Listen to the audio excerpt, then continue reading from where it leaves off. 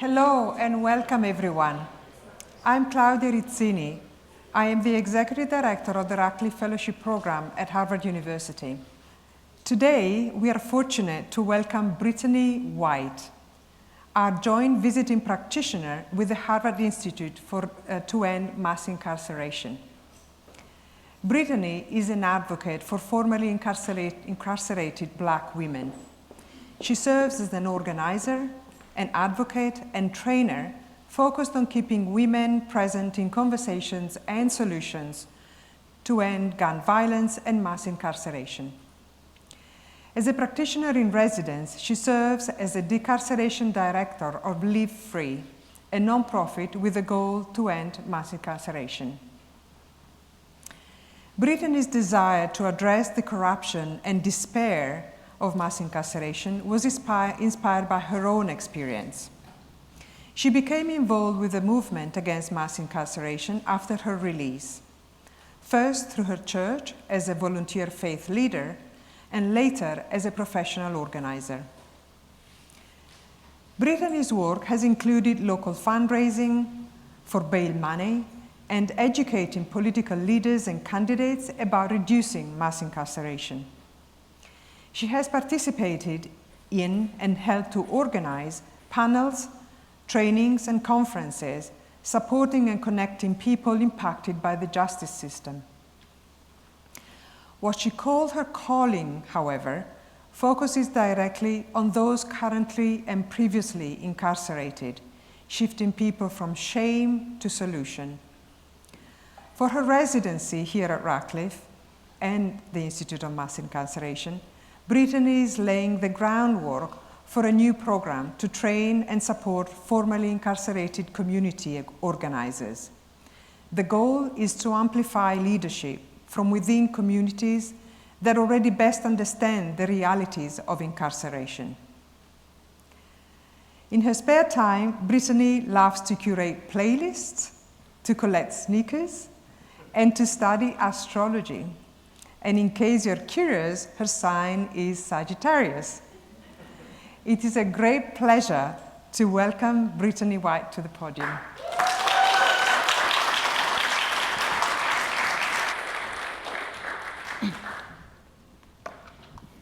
First, I want to give honor to the Most High God, who has preserved my life to share these very important experiences and given me the resources and support to do so. I find it important to first open up by offering my solidarity to two very important campaigns. The Alabama prison strike, who is currently sacrificing in hopes of interrupting the unjust parole system and the deplorable conditions of confinement, as well as the campaign to close Rikers, with special thought to the 18 people who have lost their lives in this very dangerous institution. Community organizing has saved my life. It gave me a better quality of life than my parents could have ever prayed for while I was incarcerated. Replicating the hustle is about recreating that same trajectory for other justice-impacted people across this country. The hustle is grassroots organizing, giving people agency in the process of how decisions get made by their day-to-day lives. Even within that, letting them know that their experiences and perspectives are vital to create a world that reflects dignity for us all. I chose the words hustle because it's very reminiscent of my worldview. As a girl from the inner city, I have heard the words hustle as a way of life. It is loosely described as being about the business of making something happen. In a world where I felt powerless, overlooked, and forsaken, I am encouraging other people who have been in the belly of America's criminal legal system to get on their hustle. In our time together, we will go through a journey. We will start broadly with what is the movement to end mass incarceration and how its broad definition often hinders its ability to define and accomplish goals. Next, we will delve into defining what is a community organizer. What are the components of organizing and how it differs from other social justice orientations, such as activism and social influencers? Lastly, All of this serves to provide context for my time and project this year with the Institute to End Mass Incarceration in Radcliffe, which is to map out phases to build an institute that will train justice-impacted individuals how to be rigorous community organizers. Our time together will showcase my experience as one organizer amongst many within the movement to end mass incarceration. While with my experiences and talents, I do consider myself to be an expert within the field, I am clear about I do not have the sole answers to a very layered and complex issue. My goal to build this institute is to offer a well-deserved opportunity to a group of people I have been called to build power with. This is not an attempt to discredit or dismiss other training options, erase the important lineage of grassroots organizing, or discourage others from developing out rigorous ways to train organizers. My earliest memory of being powerless was when I was 6 years old. In fall of 1992, when my hometown of Dayton, Ohio City Council allocated $693,000 to barricade my family and I in our neighborhood of Five Oaks. It is why before I could talk about my experience being incarcerated, I have to remind people, prison was not the first time that I lived behind bars. The iron bars, massive speed bumps, and brick barricades quickly changed my family's quality of life. Experts of architecture call these changes defensible space, an urban planning tool to discourage crime. I just remember the shame of watching our neighborhood deteriorate and now being from a dangerous neighborhood. $693,000 was a tremendous investment in 1992. As a civically engaged adult, I now know that these resources could have been allocated to support our socioeconomic needs, such as building a healthy grocery store or a recreational center for children. Yet the policies of this era that stem from the same ideology as the 1994 crime bills had a devastating impact on the day-to-day life of my family. As I attempt to make sense of movements, organizing, and explain why this profession needs substantial training, I hope you remember that everyday people have a sophisticated political analysis. They know what is causing them agony and what they need to feel relief. The way that we govern the country nationally to locally has a direct effect on people in our community. I continue to believe that people want the opportunity to have agency in their quality of life. They also want the ability to hold decision makers accountable when these systems fail them. My commitment to my 6-year-old self is to continue to develop and support the means to do so. My first intention is to make a case for what is broadly described as the movement to end mass incarceration. As with many things, this movement is not a monolith and exists on a spectrum with different perspectives, motivations, and experiences.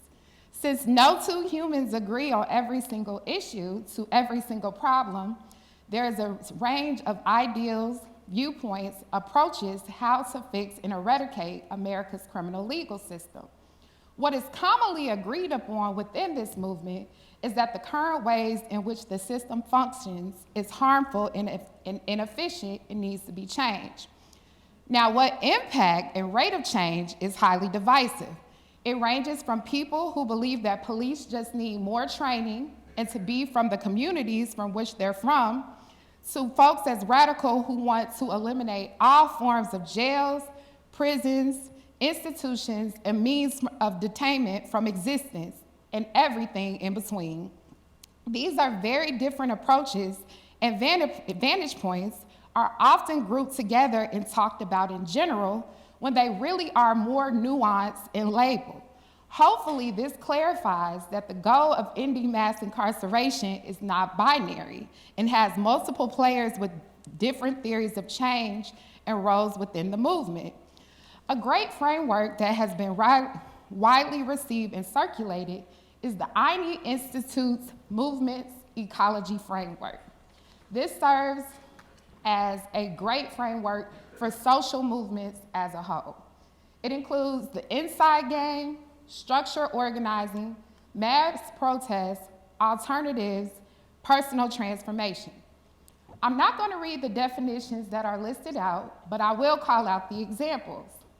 So in personal transformation, examples of this include reentry services and teaching somatic wellness practices.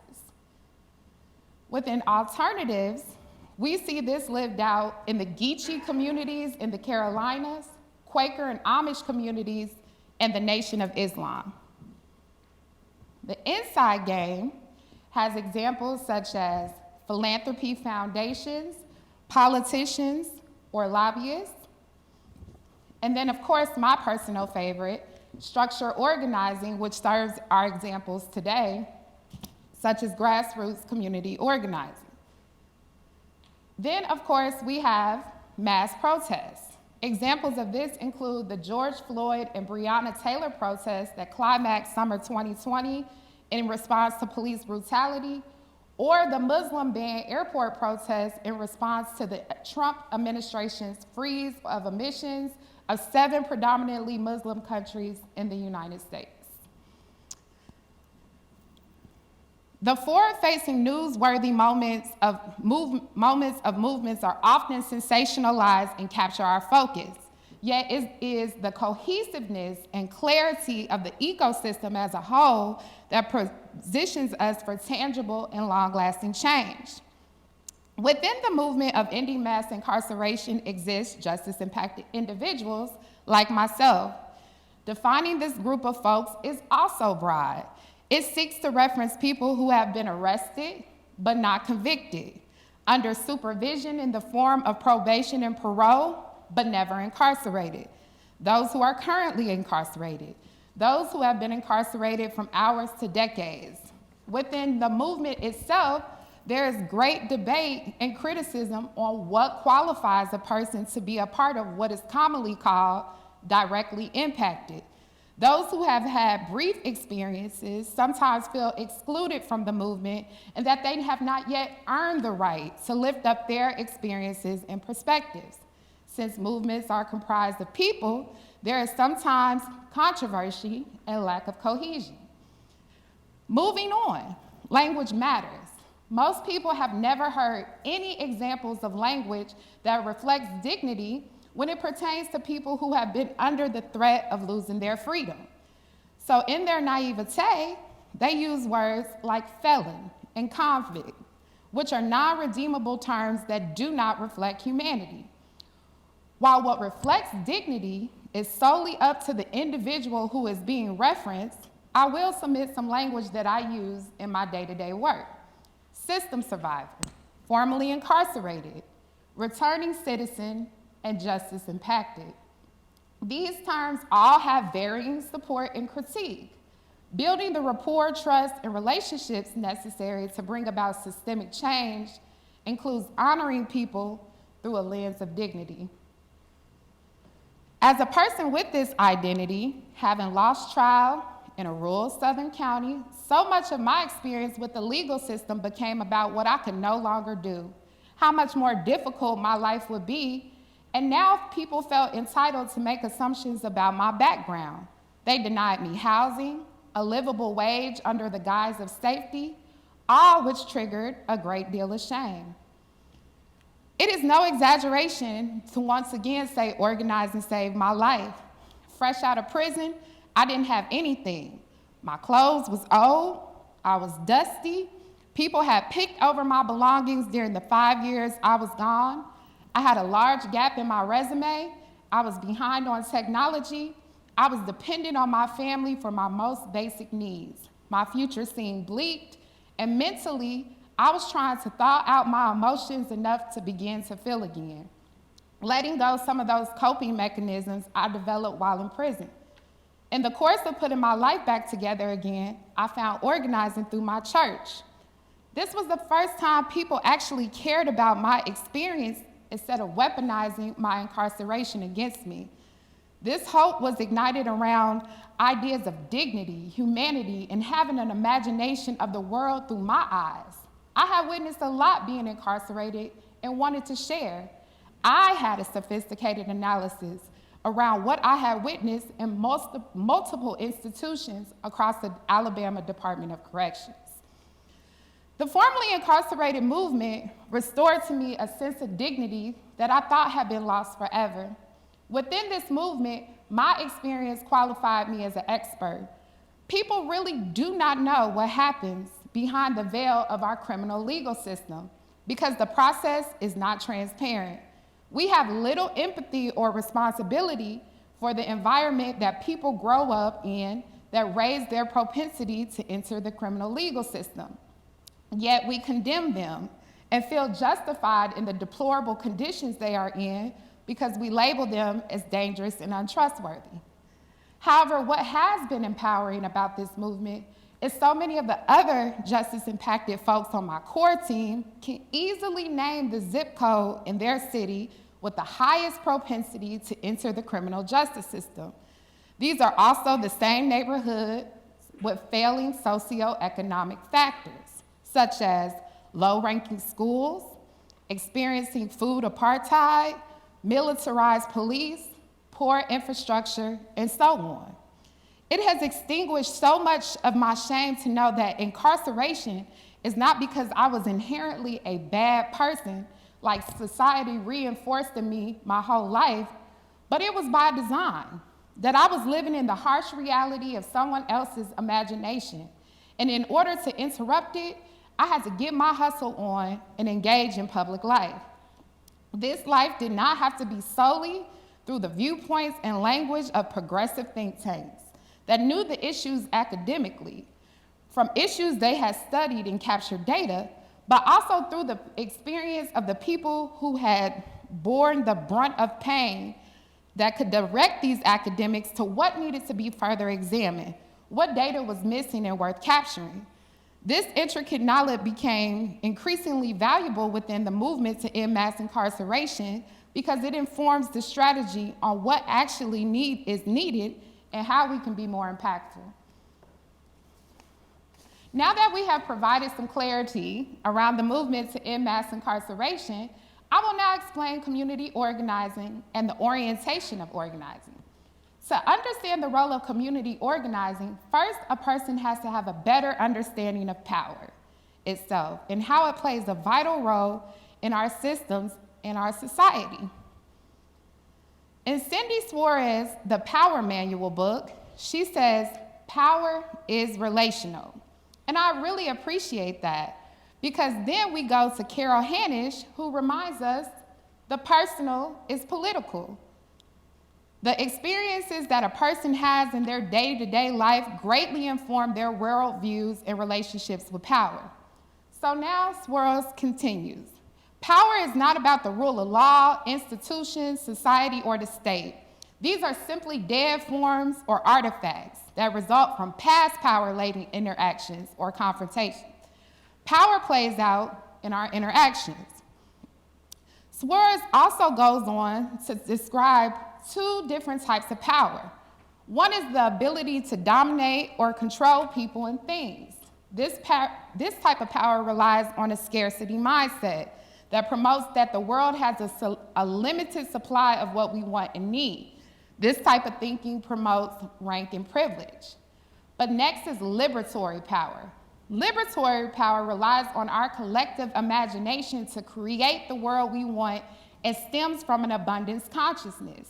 It encourages the transformation of what we see as limitations. Lastly, power is never absolute. It's not something you put a pretty bow on and say, glad that part is over. There is always resistance.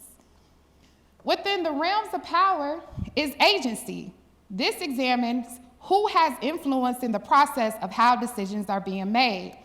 This is important because the results will be a direct reflection of its creator. As an organizer, we build power with, not for, meaning that community organizing is not about making people spokespersons for groups of people without being accountable to who they are advocating for. A great example of this is back in October 2020 when West Coast rapper and legend Ice Cube went to meet with then President Donald Trump's administration in regards to what he called the contract with Black America. This was a 13-point document he released July 1st of that year in the aftermath of the police brutality protests that grabbed the attention of the country. When criticized by activists and organizers about why he would go meet with the administration and what qualified him to do so, Ice Cube responded that he was a Black man and therefore clear about the Black agenda. However, Black Lives Matter co-founder Alicia Garza reminded him on a joint Roland Martin interview, justice is not a business transaction. You really have to make sure that you're bringing people with you and that you're consulting and collaborating with people. Shout out to Garza because she's absolutely right. While Ice Cube is accurate, he is a Black man and has a unique experience and viewpoints on what improvements are needed for Black people in America. He is also very wealthy, a privileged person in America having a very different lived experience from the vast amount of Black Americans. Also, while his self-interest and the things that are important to him matter, without bringing other Black folks and their self-interest into account, he very well risks negotiating at the expense of the most vulnerable Black Americans who were not consulted in the process. See, organizing is about being a practitioner of relationships. If you take nothing else away from this talk, please remember, people will either follow your leadership or they will not. Organizing is about being able to build relationships with people and activate their agency into a powerful collective of accountability. Understanding that people want a mechanism to hold stakeholders accountable about the way decisions get made about their lives. People within the communities have a sophisticated analysis of their day-to-day existence. They know what the problem is, the relief they desire, but the challenge is often around finding the relief they seek, particularly individuals who have been in the criminal legal system where your rights and humanity have been stripped away for a sense of hopelessness. You find yourself looking up at the conglomerate of systems and government apparatuses, asking yourself, who will help me find relief in the form of justice? The challenge is that when it comes to systems within our government, is that the time you need them to work in your favor the most is not the optimal time to learn how to navigate them. You do not want to learn the power of the district attorney when it's your name versus the state of.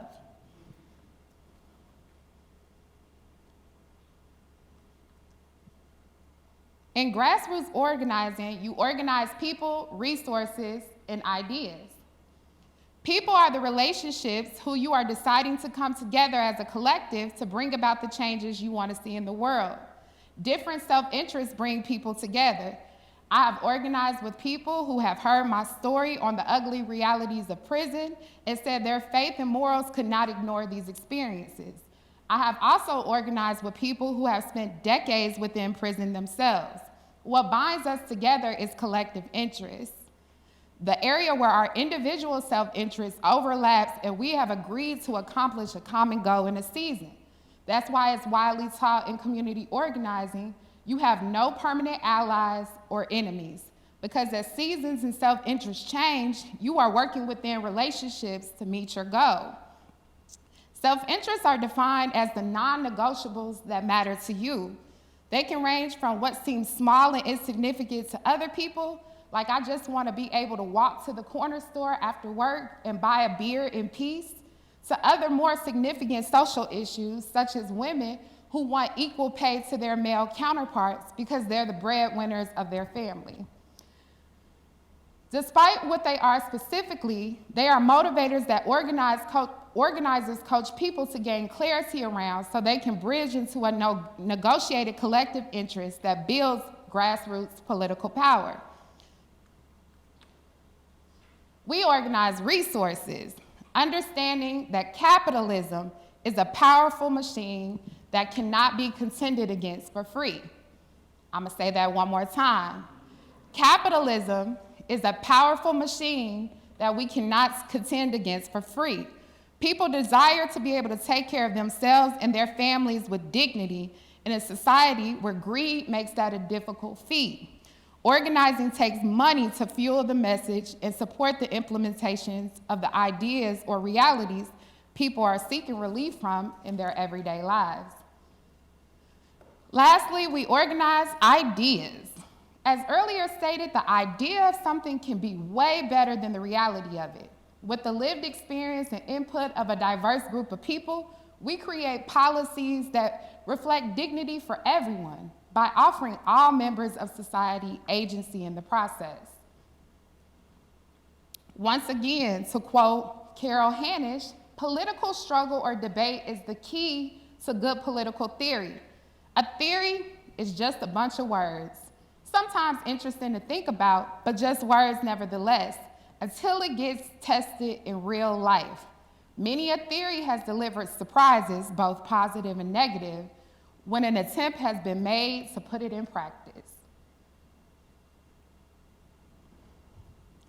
The concept of organizing differs greatly from her more popular and prettier sister of activism. Activism is about lifting up your perspective, your opinion, and your experience. It promotes individualism and charisma. It is a useful tool that it often catches the attention of those who are unaware to learn more about the issues being highlighted and become more informed, yet it lacks a vehicle to change the problem with accountability.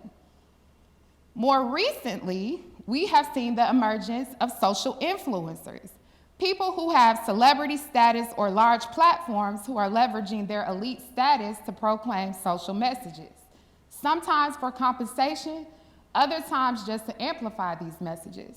While this is a useful tactic in organizing, it should be clear that these individuals are not organizers themselves, because as stated before, they do not have a clear base of people they are building power with and accountable to. Organizing, yet again, is defined as a group of individuals with a shared vision and collective power based in their self-interest, who are operating to establish social systems on an everyday reality that reflects humanity and dignity. The value of charisma in social movements is often at the expense of substantive change. Just because a person is interesting does not mean they are equipped for leadership. Within community organizing, we do not do a good job of unveiling the invisible forces that undergirds actual power, such as the people who own the follow-up to actions. In short, we're capturing data to follow up with people and developing public education tools. We as a society put heavy value around perceived power, such as social media following, without an appreciation of what it takes to activate and retain people into an organized base. This heavy miscalculation is part of my analysis on why we continue to encounter devastation at every level of our social and legal systems. The most successful community organizers I know believe in the rigor that is involved in building organized power. These folks subscribe to the reality of a consistent drumbeat that is necessary to support, pass, and protect laws that center the humanity and dignity of those who've been impacted by poverty and shame. In a world where organizer is inappropriately substituted for activist and social influencer, the orientation of an organizer continues to have gaps that hinder their ability to perform in the public arena. The landscape of social movements continues to identify eloquent speakers, charismatic leadership, and promote them as organizers with little preparation and development for obtaining and sustaining actual power. Community organizing is the mechanism that will continue to see through policy change and accountability. This is after the moment is no longer viral or major media news. Organizers will still be on the ground fighting to contend and strategize to bring about change once the resources have dried up and decision makers are holding their breath, hoping that the world has forgotten. Building infrastructure locally improves the quality of life for all community members, while activists and social influencers focus on the next viral moment. While lawyers can't organize, these legal practitioners are not organizers. They are tasked with working with the current realities of the system as it exists. The very principles of organizing go against most legal training, which encourages them to operate solely off the well-being of their client. Lawyers can be valuable allies in the practice of organizing, deciphering complicated laws, and explaining the risk of different tactics. However, the orientation of lawyering is greatly limited to working within the constraints of reality on what policy has currently deemed as legal versus illegal, while organizers are activating the imagination of the people to be architects of the world we want to create. Within community organizing, we have begun to lose our organizing traditions and lineage. Organizing has existed widely as a tool to push back against power since this country's existence. When we look at the labor organizing of the United Farm Workers movement or civil rights organizing for Black people's humanity in this country, grassroots organizing model has been a heavy tool. This has been widely attributed to Saul Alinsky, who founded the Industrial Area Foundation in 1940 with the goal of building relationships and trust between faith communities and civic organizations. From this organization, a lot of our modern day organizations came into existence, including the PICO National Network, now Faith in Action, where I got my beginning.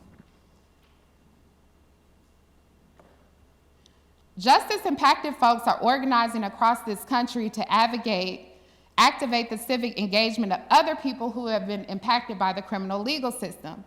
As people who have borne witness to the experiences of the condemned, they are engaged in the public arena to bring attention to the conditions of confinement, the neglect of children's socioeconomic needs that put them on a pathway to incarceration, inconsistencies on how the law is interpreted against poor Black and brown people in this country, the lack of access to economic dignity, the wilting away of civic rights, the thousands of collateral consequences that follow conviction, corruption in governance, and a host of other issues.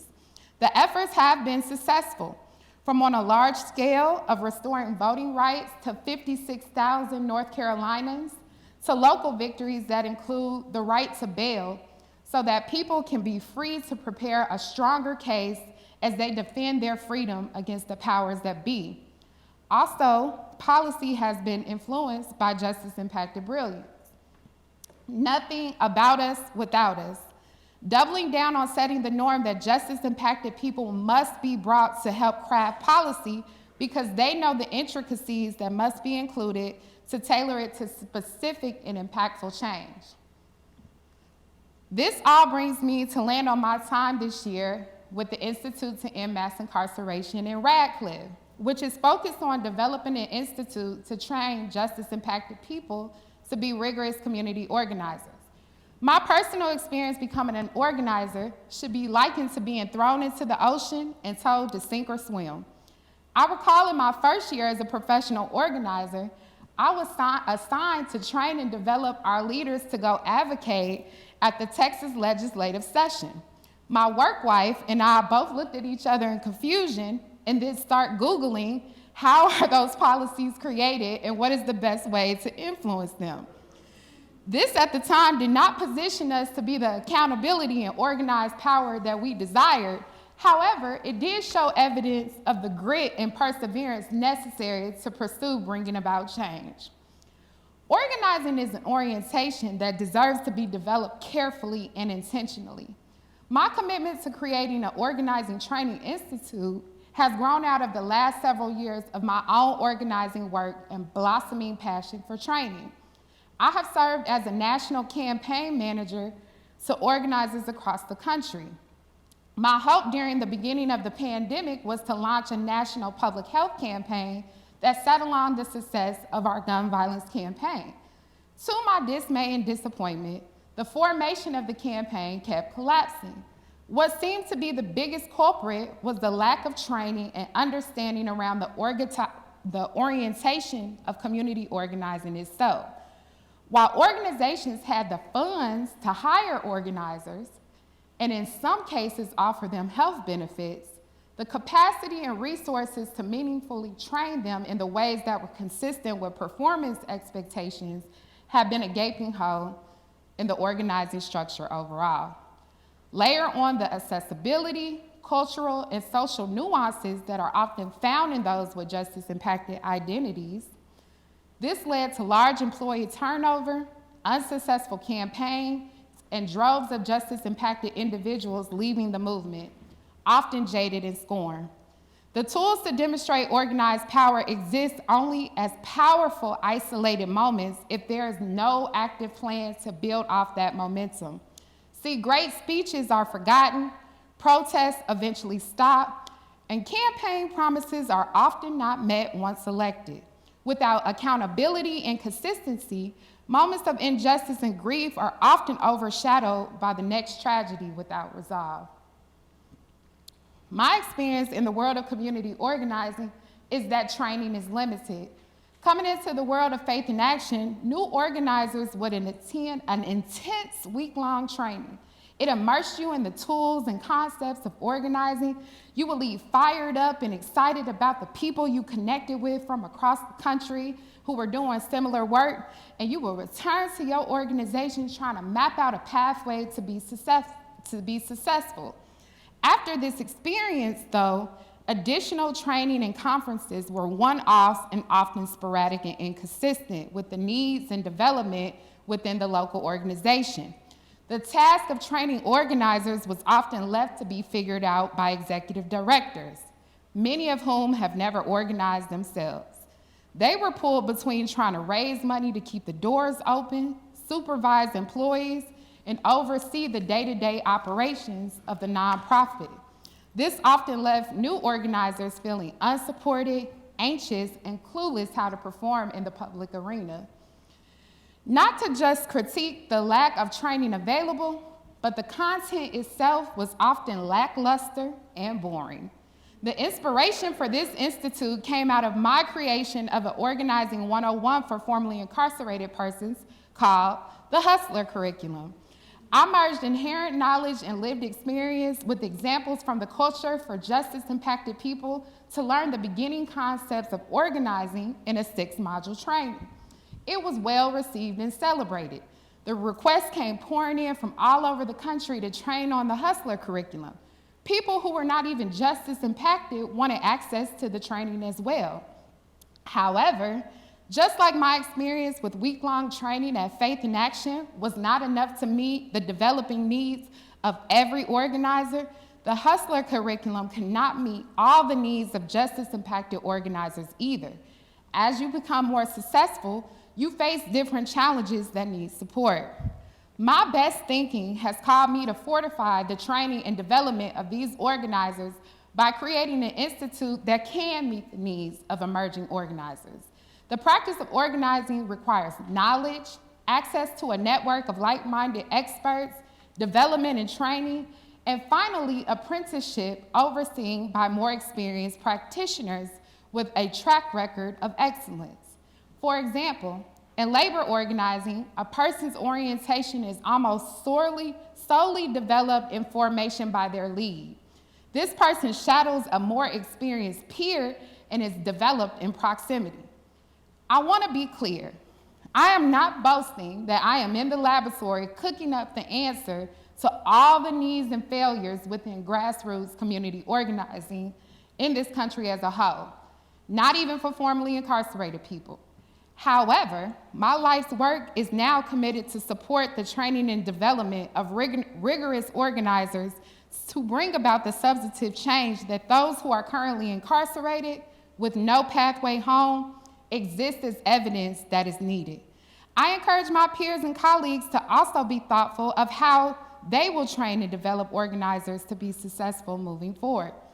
In order to tackle this large feat, my time here at the Institute to End Mass Incarceration in Radcliffe will continue to first be spent studying the organizing lineage and traditions that have come before us. As mentioned earlier, we have seemingly lost our organizing lineage. The rigorous trainings, tactics, and discipline that have historically helped to bring about change has been watered down to a nonprofit industrial complex that is more visible than impactful. The mentorship and orientation has often existed in the form of shadowing and oral training traditions.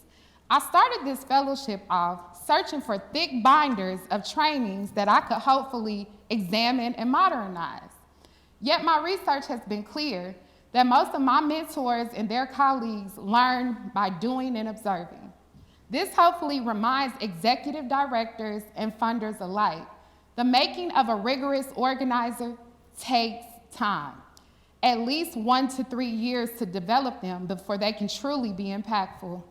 In that time, they should be building a network of support, relationships with volunteer leaders, under the eye and supervision of a more experienced organizer. The language of organizing, cultivating the imagination to see new possibilities in existing harsh reality, all while healing from a person's experience with the criminal legal system, is not a microwave process. Next, I plan to study pedagogy and learning science. I'm an 80s baby and 90s kid, so hip hop and culture thrive in my DNA.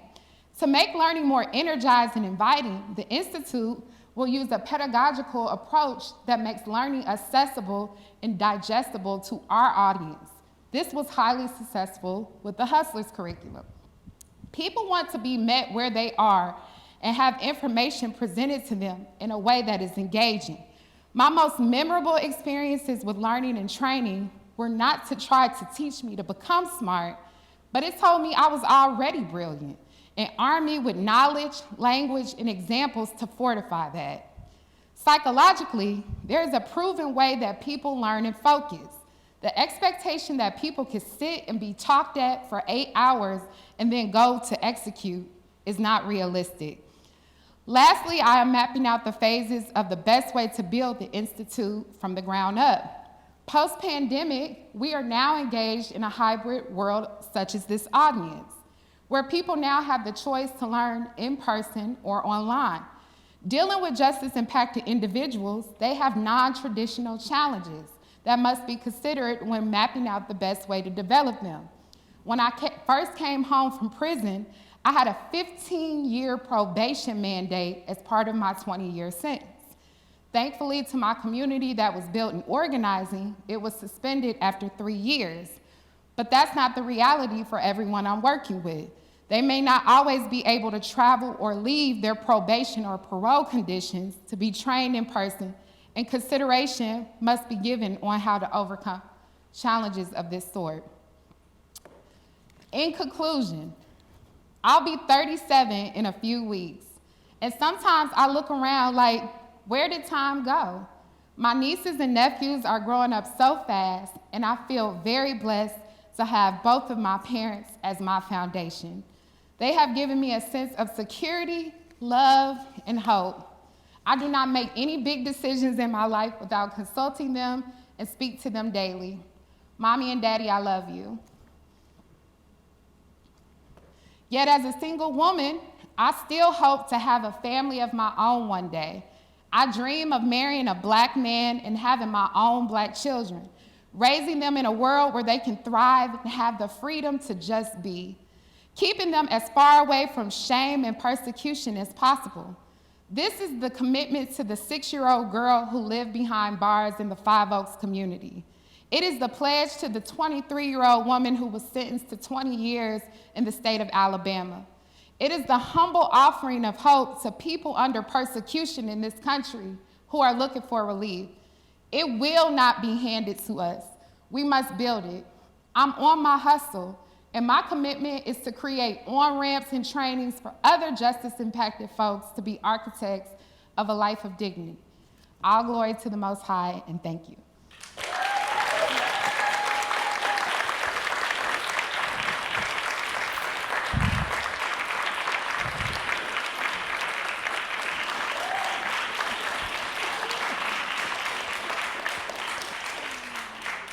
Wow. Amazing talk, really amazing. Thank you. Thank you. And we have questions, and feel free to ask more. So I'll get to the first one. What are your recommendations for teachers training future organizers? Just, a few things that you can just summarize and throw out there. What are my 3 recommendations for teachers who are training future organizers like you are? Oh, my first recommendation for teachers training future organizers is to support their imagination. Do not put limits on the things that they want to do and the hopes and dreams that they desire.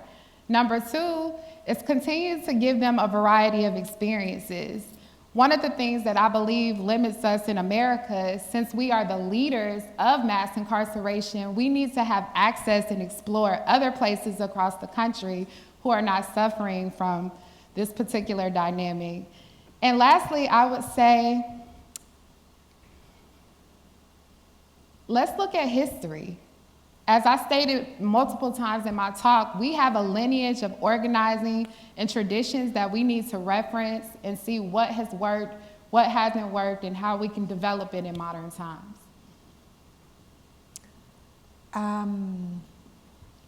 This is a fun one. Can you share a recent organizing success that you've given that gives us hope?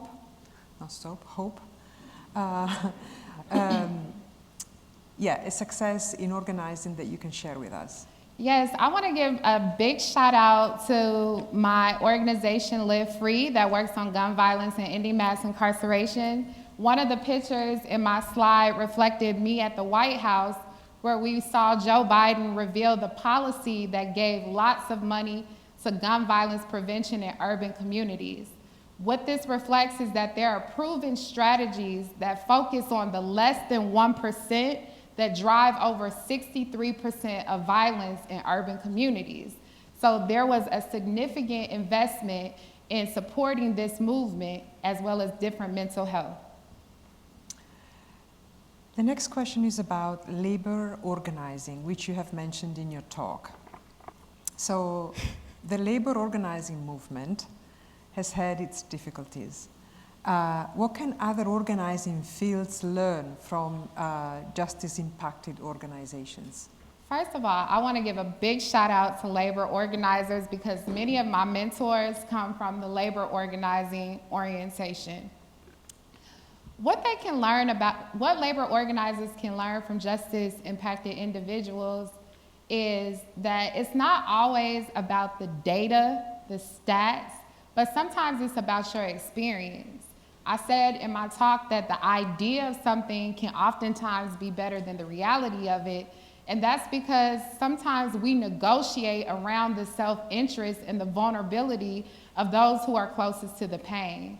So do not go and don't be Ice Cube and go to the table and negotiate against the vulnerabilities of those who are directly impacted. The next question is, can activism and social influencer efforts ever undermine organizing efforts? All the time, y'all. For my street folks, every day, B.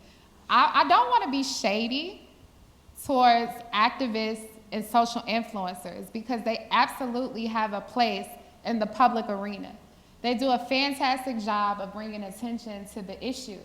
However, activism and social influencing is about self. Organizing is about a collective whole. And what you don't ever want to do is become so consumed in your own personal power that it overshadows the well-being of the collective, who need agency in the process together.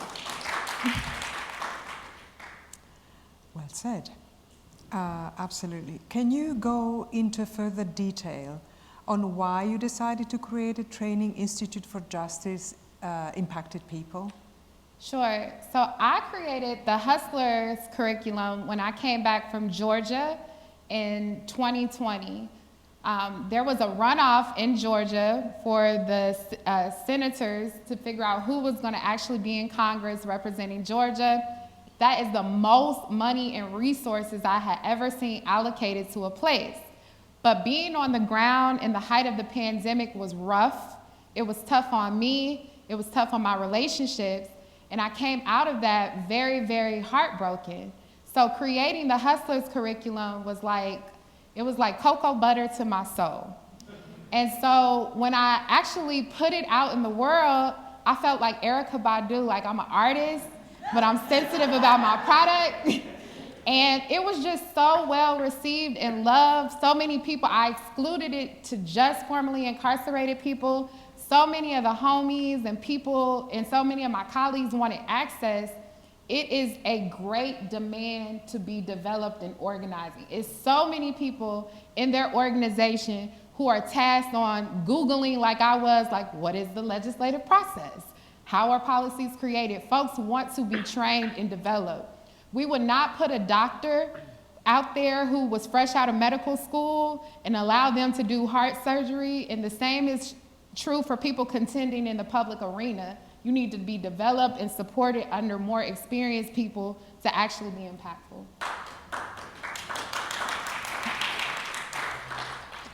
So you mentioned funding, and the next question is, do you have any recommendations for funders who wants to help with organizing? That is a whole nother Radcliffe talk. But I stated in my talk that organizers are not made overnight. It truly takes 1 to 3 years before they can be impactful. So funding and investment into these organizations need to be over a longer period of time, and that there has to be a cycle. Because as people get older, and I'm about to be 37, there should be a younger generation of people being trained to take over some of the work that I'm carrying. And the unpredictability of funding makes it difficult to think about long-term change, because you're constantly trying to prove and honor the deliverables. Sometimes we promise the world to get this money, that I will flip the whole Senate by tomorrow, and that's not always realistic. So funders have to have a better understanding and more empathy for how long it takes to actually give people the opportunity to be impactful. Absolutely. Moving from funding to other skills that people have, how can not impacted people support community organizing efforts? How can non-impacted? Yeah. Okay, so going back to people, resources, and ideas, you can always give money. Capitalism is a giant bear that is difficult to contend with. Everybody has not been called to community organize and go in the public arena. The second thing is, we put so much focus on the external facing side of organizing that there is a whole slew of behind the scenes needs that go unmet. We need people who we call internal organizers, who hold down the systems, operations, and process that support the infrastructure for long-term impact. Sometimes directly impacted people like myself are not best. You do not want me creating the public education tools. It took me forever just to do my little presentation that you all saw on the screen. So people who are strong in that area, but maybe like I'm shy, I don't really want to be seen and talk, we need to be in relationship with you so we can have a strong ecosystem of the movement as a whole. The next question is, do you see a role for more traditional educational places like high schools and colleges for training for organizers? I definitely see a role. My mother is an educator. I mean, this is a large educational institution.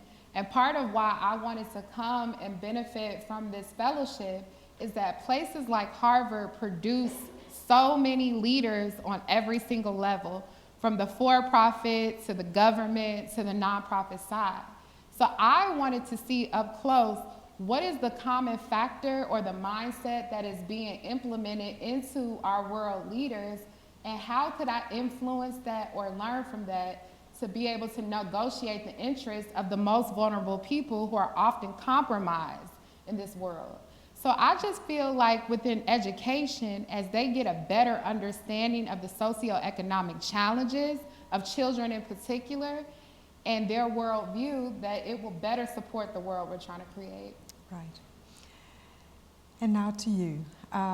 So after Radcliffe, and the Institute of Mass Incarceration after this year. What is next for you? What are your plans? I'm going to build this institute and name it after my parents. Like, it's such a need for training that my hope is to build gradually and intentionally so that folks will have a place to train and hopefully inspire my other colleagues to create training mechanisms as well, because it's a great lack in my profession. Wonderful. Let's see, maybe we can fit in another quick question. So we have like a few minutes, just a couple of minutes. We heard the term dignity a lot throughout your talk. Can you briefly tell us why you felt it was necessary as a recurrent theme? Yes, because I'm from Dayton, Ohio, and when I grew up in Dayton, so much of my lived experience taught me that because my parents weren't rich, because their parents weren't rich, that we deserve to be treated as less than human. And this has not just been solely my experience, but as I talk to other formerly incarcerated people, we have had our lived experiences we have had our lived experience tell us that we were inherently worth compromising. That as the world and capitalism function in America, it's at the sacrifice of a certain group of people, and they look like me, they talk like me, they listen to what I listen to, they eat what I eat. And coming into organizing, it showed me that that was not true. That the imagination and the worldview and the lived experiences that I have as a person of faith, I'm a child of God and I was born valuable. And so I want to continue to push back against that thinking that is being reinforced and show people that if somebody like me from Dayton, Ohio can come and have these experiences, anybody can.